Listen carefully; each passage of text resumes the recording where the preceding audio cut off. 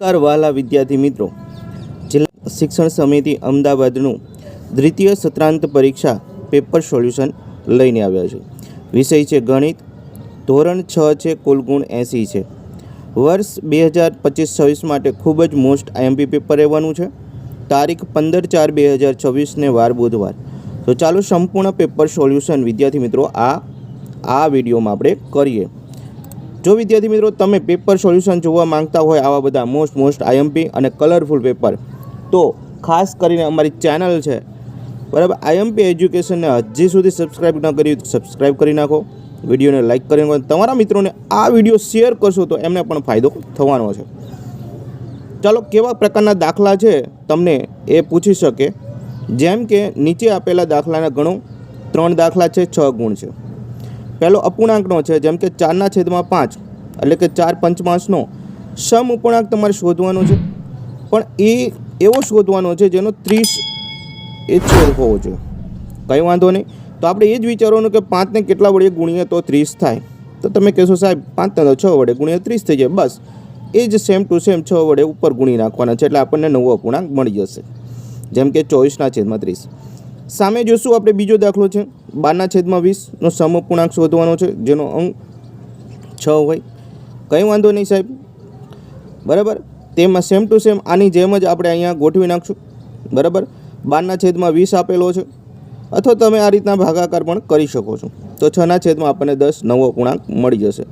કેમ અહીંયા તમે એમ કહો સાહેબ આને 6 હોય, કારણ કે આને ભાગવો પડશે, કારણ કે આનો અંશ મોટો છે, બરાબર. અંશ મોટો હોય જેને એને ભાગવા પડે, અંશ નાનો હોય અને વધારવો હોય તો એને ગુણવા પડે.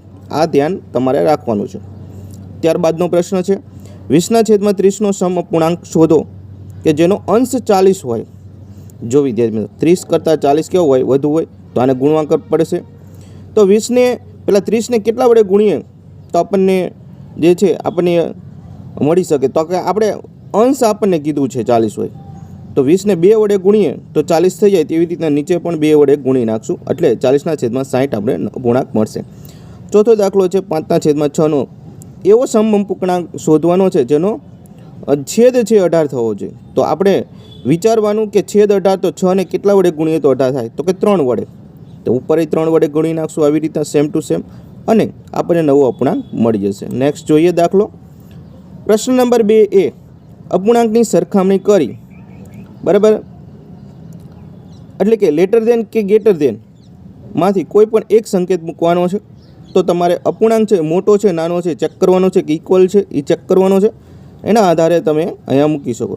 જેમ કે 1/8 માંથી 3/8 છે એ મોટા છે, 3/5 માંથી મોટા છે અને 3/8 નાના છે અહીંયા, અને 3/4 અને 6/8 ઇક્વલ છે. કારણ કે આમાં બંનેમાં 3 વડે છેદ ઉડાડીએ અને આમાં 4 વડે છેદ ઉડાડે તો પાછો હતો નહીં, 3/4 અપૂર્ણાંક મળે છે.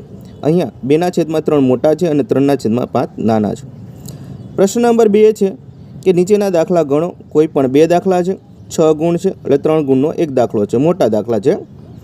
300 પાનાની ચોપડીના ઈલાએ 80 પાના વાંચ્યા અને દિયારોએ એ ચોપડીના 3/10 પાના વાંચ્યા. તો કોણે કેટલા વધુ વાંચ્યા? 3 ગુણનો પ્રશ્ન થયો. જવાબ લખીશું. ઈલાએ વાંચેલા પાના 80 છે અને દિયાએ વાંચેલા પાના 300ના 3/10 બરાબર 300 ગુણ્યા 3/10 બરાબર 90 પાના થયા. તો તફાવત બંનેનો શોધીશું. 90 એટલે 90 - 80 બરાબર 10 પાના એ દિયાએ છે વધુ વાંચેલા છે. તો આ રીતના આપણને જવાબ મળી શકે. નેક્સ્ટ દાખલો જોઈએ કે બીજો દાખલો જે હતો એ, જેમ કે અનુશ્રી દિવસના 8 કલાક ઊંઘે છે, જ્યારે વિજય આખા દિવસના કુલ 4 કલાકમાંથી 1/4 ભાગના કલાક ઊંઘે છે. તો બંનેમાંથી કોણ ઊંઘે છે? વધુ ઊંઘે છે, બરાબર. બંને તો ઊંઘે તો છે જ તે, પણ કોણ વધુ ઊંઘે છે? 3 ગુણનો પ્રશ્ન છે ભાઈ. અનુશ્રીનો ઊંઘ 8 કલાક છે, વિજયની ઊંઘ 24 કલાક છે. આવી રીતના તમારે દર્શાવવાનું છે આખા દિવસની ઊંઘ. તો એના 1/4 ચોથો ભાગ એટલે 24ના ચોથો ભાગ એટલે દિવસનો ચોથો ભાગ એટલે 24 ગુણ્યા 1/4 એટલે 6 કલાક થયા. આ માટે અનુશ્રી 8 કલાક વધુ ઊંઘ લે છે. તો એનો મતલબ એવો થયો ને, અનુશ્રી વધુ ઊંઘ લે છે જ્યારે વિજયની ઊંઘ ઓછી છે, 6 કલાક છે. ચાલો નેક્સ્ટ દાખલો ત્રીજો છે. 200 લીટર જ્યુસ ભરેલી કેનમાં ધોરણ 6ના વિદ્યાર્થીઓ 2/5 ભાગનું જ્યુસ પી લે છે, જ્યારે ધોરણ 7ના વિદ્યાર્થીઓ 3/4 ભાગનું જ્યુસ પીવે છે. તો કયા ધોરણના વિદ્યાર્થીઓ વધુ જ્યુસ પીવે છે અને કેટલા લીટર એ ગણતરી કરવાની છે. તો ધોરણ 6નું લખીશું. પહેલાં પીધેલા જ્યુસ 200 ગુણ્યા 2/5 બરાબર 80 લીટર દૂધ થયું.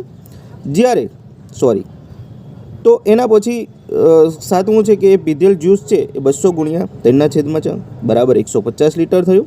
તફાવત જોઈએ 150માંથી 80 બાદ કરીએ તો 70 લીટર આવે.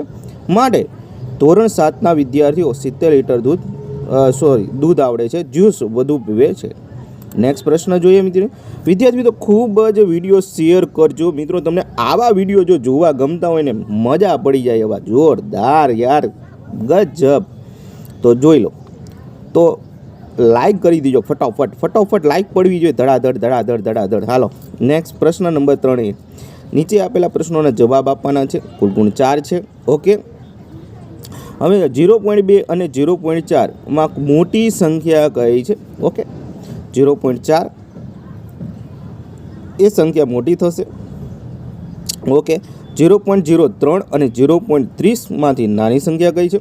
0.03 વાળી થાય કારણ કે શતાંશ વાળી છે. ચાલો એના પછી છે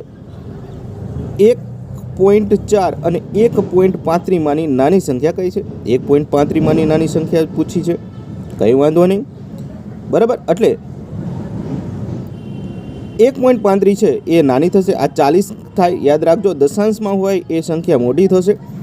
શતાંશમાં છે પણ એ 35 છે તો 40 વાળી મોટી કહેવાય, તો આ 1.35 નાની કહેવાય. 1.7 અને 1.705 માંથી કઈ સંખ્યા ધારો તો આપણને મળશે 1.705 વાળી સંખ્યા. ત્યારબાદ પ્રશ્ન નંબર 3B છે. દશાંશનો ઉપયોગ કરી નીચેના પ્રશ્નોના જવાબ આપવાના છે. 3 મીટર અને 40 સેમી મીટર સ્વરૂપમાં લખવાના છે, કાંઈ વાંધો નહીં. 3.40 મીટર ખાલી પોઈન્ટ જ લખાવવાનો છે. 4650 ગ્રામને કિલોગ્રામ સ્વરૂપમાં થશો, કાંઈ વાંધો નહીં. 4.650 કિલોગ્રામ થશે. નેક્સ્ટ પ્રશ્ન જોઈએ.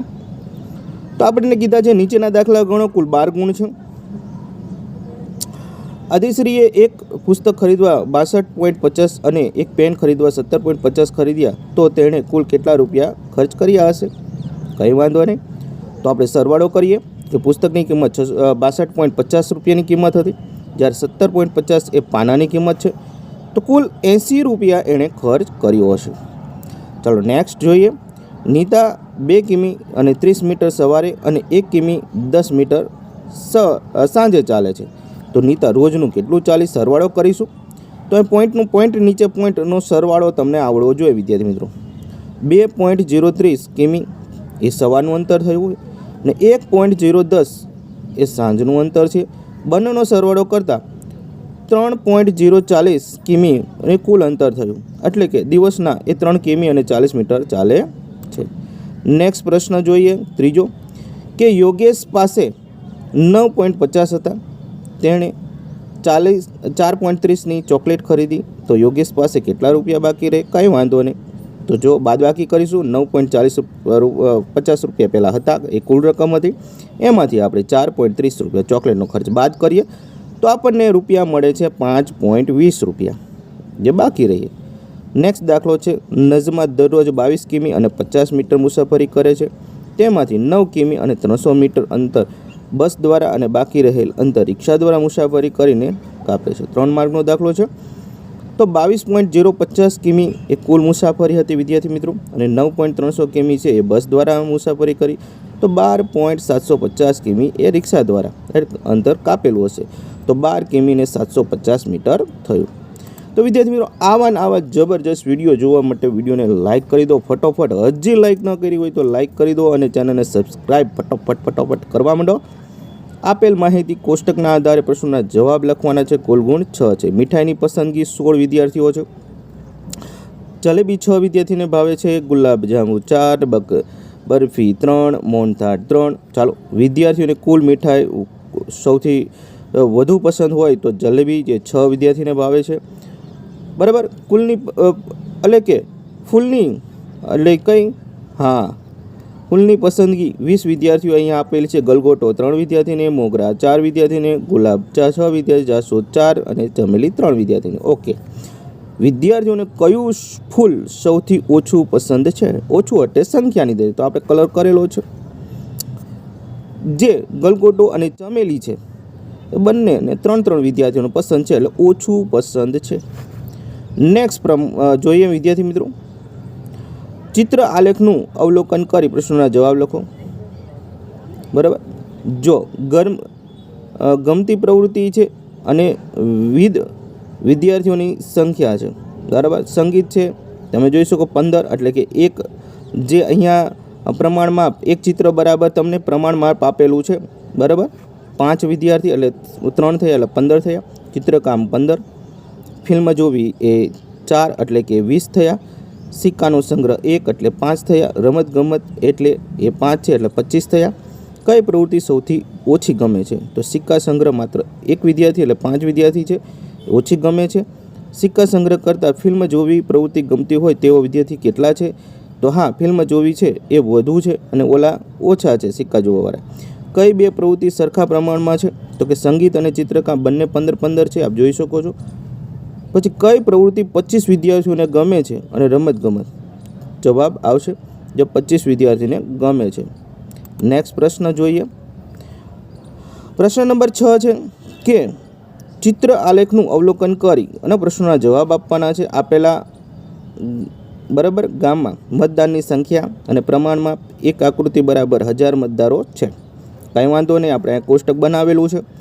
બરાબર, તો અહીંયા જે છે કોઈન્તિયા છે એ 2 મતદારો છે અને મતદારોની સંખ્યા અહીંયા જોઈ શકો 2000 છે. તો આપણે લખેલું છે કારણ કે અહીંયા પ્રમાણમાં એક આકૃતિ બરાબર 1000 મતદારોથી તો 2 આકૃતિ બરાબર 2000 થશે. બોસ્કો તો એમાં અડધી છે એટલે કે એક બરાબર એટલે 3500 થશે. અને કાંજ છે એમાં 4500, પનાર છે એમાં 3000, રામપુરામાં 4000. મતદારોની સંખ્યા જોઈએ તો આમાં 2000 છે, આમાં 3500 છે, આમાં 4500 છે, આમાં 3000 છે, આમાં 4000 છે. કયા ગામમાં મતદારોની સંખ્યા 2500 છે? એક પણ ગામમાં નહીં. કેમ? અહીંયા કોઈ 2500 વાળી સંખ્યા આપણને આપી નથી. સૌથી વધુ મતદાર કયા ગામની છે?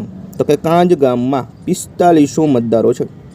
કાંજિયા ગામમાં મતદારોની સંખ્યા કેટલી છે? તો કે 2000. અને પનારા કરતાં કાંજ ગામમાં મતદારોની સંખ્યા કેટલી વધારે છે? તો 1500થી વધારે છે, એટલે કે 20 તો 3000 હશે.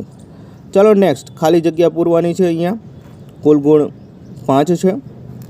6 સેમી લંબાઈ ધરાવતા ચોરસની પરિમિતિ 24 સેમી થાય તો 4 ગુણ્યા 6 બરાબર 24 સેમી, 22 સેમી અને 12 સેમી બરાબર એવી રીતના બનશે. તો અહીંયા 24 સેમી છે એટલે અહીંયા વિદ્યાર્થી મિત્રો અહીંયા યાદ રાખવાનું છે, આ ખાલી જગ્યા છે.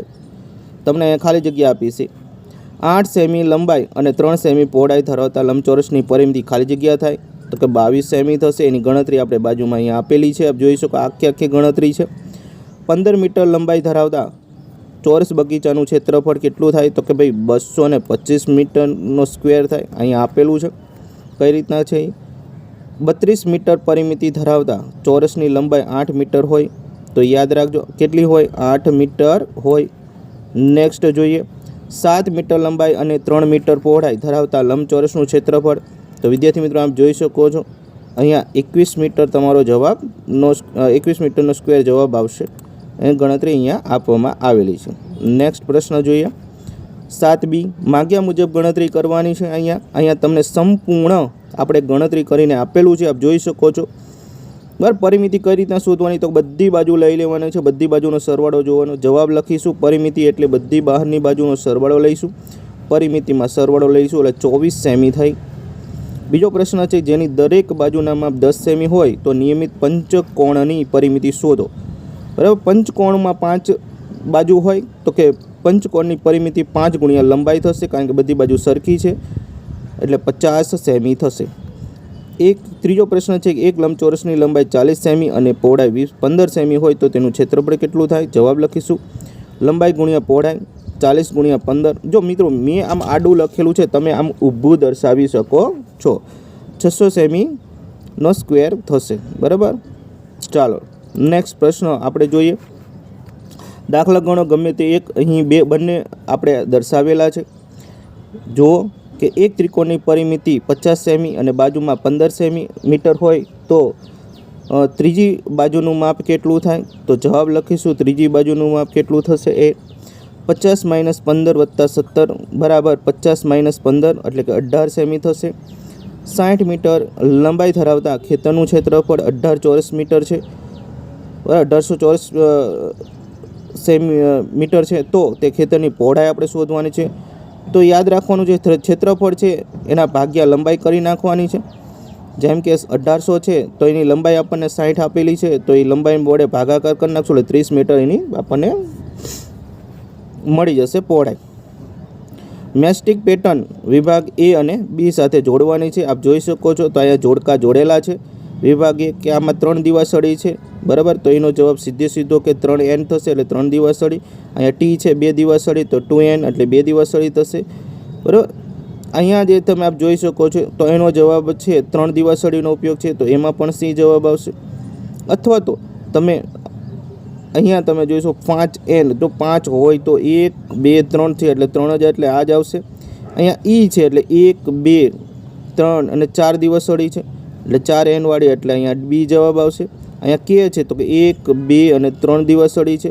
3 દિવાસળી એટલે અહીંયા કેટલી થશે? તો કે કાં 6n થશે. 6 દ્વારા પણ તમે બનાવી શકો. બરાબર. એવું પણ બની શકે. ચાલો નેક્સ્ટ પ્રશ્ન 9a. રાજેન્દ્રભાઈની હાલની ઉંમર 45 વર્ષ અને પુત્ર કુશલની હાલની ઉંમર 15 વર્ષ છે, તો તેનો ગુણોત્તર શોધવાનો છે. રાજેન્દ્રભાઈની અને કુશલની હાલની ઉંમરનો ગુણોત્તર જોઈએ તો 45:15 છે. તો 45:15 એટલે કે 3:1 જવાબ આવશે. બીનો દાખલો જોઈએ.